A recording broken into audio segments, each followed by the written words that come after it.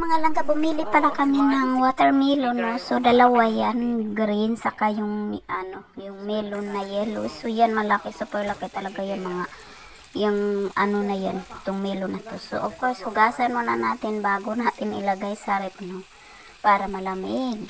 Masarap yan siya kasi pakainin pag malamig yan, mga langga.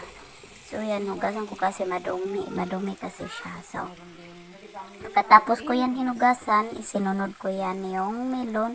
So, medyo maliit lang siya, mga langga. Dalawa yung binili namin, apakabigat yan. So, yan, hugasan din natin yan bago natin ilagay sa ref ng mga ilang oras bago natin kainin para mas maya pagkain natin malamig. So, yan, hugasan natin mabuti. So, ayan, tapos na. So, patuyuin natin. So, bago natin ilagay sa ref. So, yan. Yan, after 1 hour, so mainit na mag-snack tayo ng pagkatapos namin na mag-lunch ng mga 3 AM na yun, mga langga. So, kainin natin. Binuksan ko na yung mga langga. Napakalaking melon yung mga langga. At super tamis. Tingnan, makikita nyo yan, mga langga.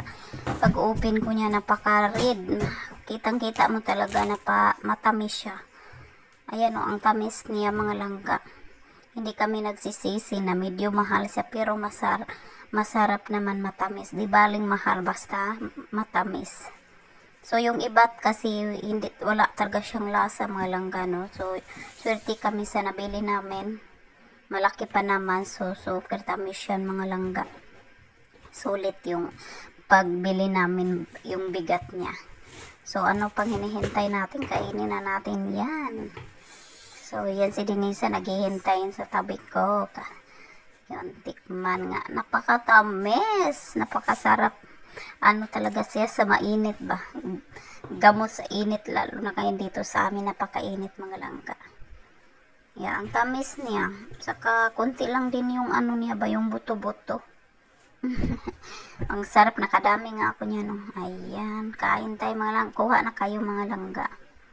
Kain tayo, mga langga, and thanks for watching, and see you in my next video.